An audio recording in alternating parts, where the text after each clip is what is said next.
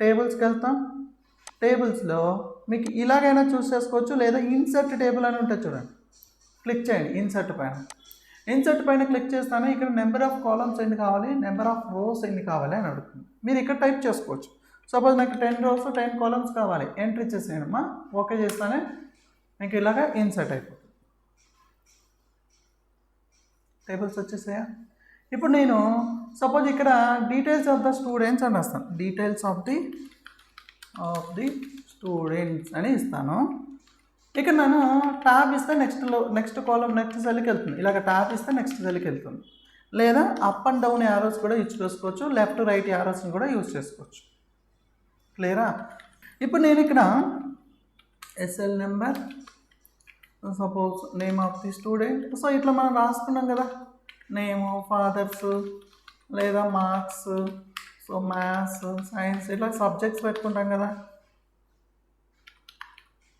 ఇప్పుడు పైన వచ్చినటువంటి హెడ్డింగ్ ఇలాగే ఉంటుందా జనరల్గా మనకి? ఇప్పుడు ఈ సెల్స్ అనేది ఫస్ట్ ఒకసారి చూద్దాం. ఈ సెల్స్ అనేది మనకి ఏం కావాలి అంటే ఇప్పుడు ఇవి అవసరం లేదు, డిలీట్ చేసుకోవాలి. ఓకే, అప్పుడు మీరు ఏం చేయొచ్చు అంటే ఇక్కడ కూడా మీకు లేఅవుట్ అని ఉంటుంది చూడండి మా. ఆటోమేటిక్గా మీరు టేబుల్స్లోకి వస్తానే టేబుల్ టూల్స్ అనేది యాక్టివేట్ అవుతాయి. ఇక్కడ లేఅవుట్లో మీకు డిలీట్ అని ఉంటుంది, సెలెక్ట్ చేసుకోవాలి ఫస్ట్. ఇక్కడ డిలీట్ అని ఉంటుంది, డిలీట్ చేసేసుకోండి. డిలీట్ కాలమ్స్ ఆర్ రోస్ అని అడుగుతుంది, డిలీట్ అని ఇచ్చేసాను. సో లెఫ్ట్ సైడ్ నాకు డిలీట్ అవ్వాలనుకున్నా, డిలీట్ అయిపోయాను. ఇలాగా డిలీట్ చేయొచ్చు. నేను మళ్ళీ Ctrl+Z ఇచ్చి బ్యాక్ వస్తున్నాను. సో ఇది ఒక మెథడ్. లేదా రైట్ క్లిక్ ఇవ్వండి. ఏంటి, మనం సెలెక్ట్ చేసుకున్న తర్వాత అక్కడే మీరు రైట్ క్లిక్ ఇవ్వాలి. ఓకే, అక్కడే మీరు రైట్ క్లిక్ ఇవ్వాలి. రైట్ క్లిక్ ఇచ్చిన తర్వాత మీకు ఇక్కడ డిలీట్ అనే ఆప్షన్ వచ్చిందా, డిలీట్ పైన క్లిక్ చేసేసి.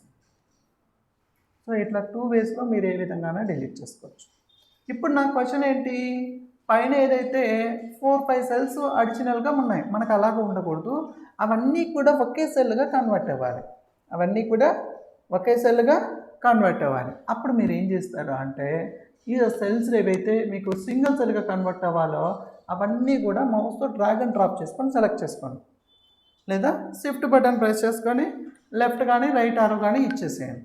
ఎలాగ సెలెక్ట్ అవ్వాలంటే ఆ విధంగా సెలెక్ట్ చేసుకున్న తర్వాత మీరు ఏం చేస్తారంటే ఇక్కడ మీకు మెర్జింగ్ అని ఉంటుందమ్మా, మెర్జ్ సెల్స్ అని. ఇక్కడ చూడండి, మెర్జ్ క్లిక్ చేయండి.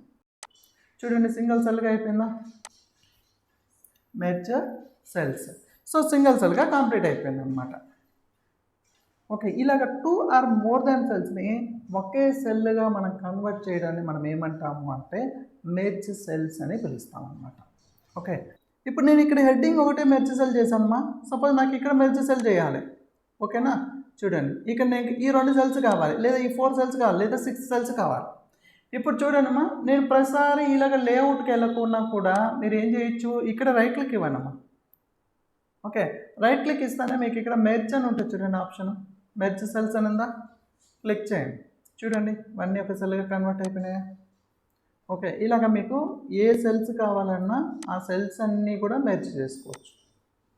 లేదు, ఇప్పుడు మనం సెల్స్ని అయితే డిలీట్ చేసామో, ఒక సెల్గా కన్వర్ట్ చేసామో, నేను ఇప్పుడు ఏమంటాను అంటే నేను ఇలాగ సెల్స్ తీసేసుకున్న తర్వాత ఒక రో కానీ లేదా ఒక కాలం కానీ నేను యాడ్ చేసుకోవాలి అనుకుంటున్నాను. ఇప్పుడు మనకి ఇక్కడ యాడ్ చేయడాన్ని మనకి ఇన్సర్ట్ అంటారమ్మా. ఓకే, ఇలాగ సెలెక్ట్ చేసుకోండమ్మా, చేసుకోండి. సపోజ్ నాకు ఒక కాలంలో సెలెక్ట్ అవ్వాలి అనుకుంటున్నా, రైట్ క్లిక్ ఇవ్వండి. అక్కడే దానిపైన ఇన్సర్ట్ అని ఉంది కదా, ఇన్సర్ట్ అని ఉంది కదమ్మా, ఇన్సర్ట్ పైన క్లిక్ చేయండి. ఇన్సర్ట్ పైన ఇక్కడ మీకు లెఫ్ట్ కావాలా, రైట్ కావాలా, అబవ్ కావాలా, బిలో కావాలా అని అడుగుతుంది. సో మీకు ఎక్కడ కావాలంటే అక్కడ. నేను ఏమంటాను, లెఫ్ట్ సైడ్ కావాలి అనుకుంటా, లేదా రైట్ సైడ్ కావాలి అనుకుంటా, రైట్ సైడ్. చూడండి సెల్స్ యాడ్ అయినాయా. ఓకే, అలాగే సో ఇక్కడ కూడా మీకు నీకు ఒక కాలం లాగా సెలెక్ట్ అయిపోవాలి. ఇది మీకు ఎలాగే ఎట్లా మీరు లాస్ట్లో కావాలి, మధ్యలో ఎక్కడైనా కావాలంటే రైట్ క్లిక్ ఇచ్చేసి మళ్ళీ ఇక్కడ ఏమంటారు ఇన్సర్ట్, ఇక్కడ అబవ్ బిలో అని చూస్ చేసుకోండి, క్లిక్ చేయండి. Okay, right. ఇప్పుడు మనకి సెల్స్ అనేది ఈ యొక్క టేబుల్స్ అనేది ఎలాగ యూజ్ చేయాలో అర్థమైందా. సో ఇందులోనే మనకి ఇక్కడ అలైన్మెంట్స్ అనేది కూడా ఉంటాయి, alignments. So centre, left, alignment. Okay, ఇప్పుడు చూద్దాం. ఇక్కడ నేను ఒక టెక్స్ట్ని రాస్తాను. స్మార్ట్ అని రాస్తున్నాను. స్మార్ట్ అని రాస్తున్నాను, నాకు ఒక సైడ్కి ఉంది కదా. సో ఇప్పుడు నేను ఇదేమంటాను, రైట్కి వెళ్ళాలి, రైట్ అలైన్మెంట్.